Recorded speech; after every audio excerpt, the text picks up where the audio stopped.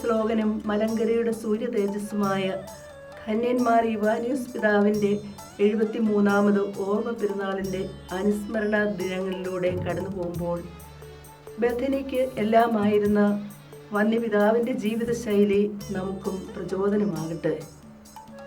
തനിക്ക് കിട്ടിയ ദൈവീക വെളിപാടുകൾ ദൈവഹിതത്തിനായി കാതോർത്തുകൊണ്ട് ആ വന്യപിതാവ് കഠിനമായ മാനസിക സംഘർഷത്തിൻ്റെയും ആത്മീയ പരീക്ഷണങ്ങളുടെയും ദിനരാത്രങ്ങളിൽ ദൈവകരങ്ങളിലെ കളിമണ്ണെന്ന പോലെ ദൈവത്താൽ രൂപപ്പെടുത്തുവാൻ തന്നെ ദൈവകരങ്ങളിൽ സമർപ്പിച്ച് തീവ്രമായ പ്രാർത്ഥനയിലൂടെ നേടിയെടുത്തതാണ് നമ്മുടെ ബഥനി, നമ്മുടെ സ്വന്തം പിതാവ്.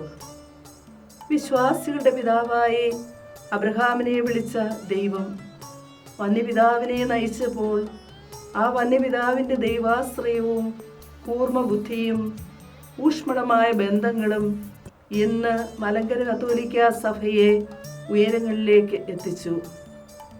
വന്യപിതാവിന് ദൈവം നൽകിയ നിയോഗങ്ങൾക്കനുസരിച്ച് എടുക്കുന്ന തീരുമാനങ്ങൾ ആത്മീയ ശാക്തീകരണത്തിലൂടെ പ്രാവർത്തികമാക്കുവാൻ ശ്രദ്ധിച്ചു. വന്യപിതാവിൻ്റെ വൈജ്ഞാനിക ദീർഘവീക്ഷണത്തിൻ്റെ സൽഫലമാണ് ഇന്ന് മലങ്കര കത്തോലിക്ക സഭ അനുഭവിക്കുന്ന എല്ലാ നന്മകളും.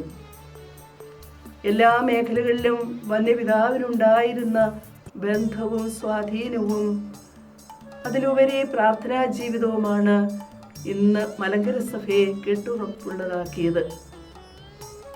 എല്ലാറ്റിനുമുപരി കുടുംബ നവീകരണവും സ്ത്രീ ശാക്തീകരണവും ലക്ഷ്യം വെച്ചുകൊണ്ട് പിതാവിൻ്റെ ദീർഘവീക്ഷണത്തിൻ്റെ ഫലമായി രൂപപ്പെടുത്തിയ ബഥനിക്ക് എന്നും പിതാവിൻ്റെ ജീവിത മാതൃകകൾ പ്രചോദനമാകണം. പ്രാർത്ഥന പ്രാണവായു പോലെ ശ്വസിച്ച പിതാവിൻ്റെ ദൈവവുമായുള്ള ആത്മബന്ധമാണ് താൻ സ്നേഹിച്ച സഭയെ, അതിലുപരി ബഥനിയെ ബലപ്പെടുത്തിയത്. ആഴമായ ദൈവാനുഭവം സ്വന്തമാക്കിയ വന്യപിതാവ് ഇന്ന് സ്വർഗത്തിലിരുന്ന് ബഥനിയുടെ വളർച്ചയിൽ സന്തോഷിക്കുമ്പോൾ വന്യപിതാവ് കാട്ടിത്തന്ന നല്ല മാതൃകകൾ ബഥനിയുടെ മുന്നോട്ടുള്ള വളർച്ചയ്ക്ക് പിൻബലമാകും എന്നതിൽ സംശയമില്ല.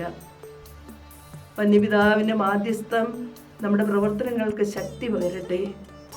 ജീവിത വിശുദ്ധി കൊണ്ടും അഗാധ പാണ്ഡിത്യം കൊണ്ടും ദൈവജനത്തെ വിശ്വാസത്തിൽ ഉറപ്പിക്കുകയും പ്രേക്ഷിത തീഷ്ണതയാൽ ജ്വലിപ്പിക്കുകയും ചെയ്ത ആ പുണ്യനാഥനെ തിരുസഭ അൾത്താരയിൽ വണങ്ങുന്ന വിശുദ്ധരുടെ ഗണത്തിലേക്ക് കൂട്ടിച്ചേർക്കപ്പെടുവാൻ, വിശുദ്ധനെന്ന് പ്രഖ്യാപിക്കുവാൻ നമുക്കൊന്നാകെ പ്രാർത്ഥിക്കാം.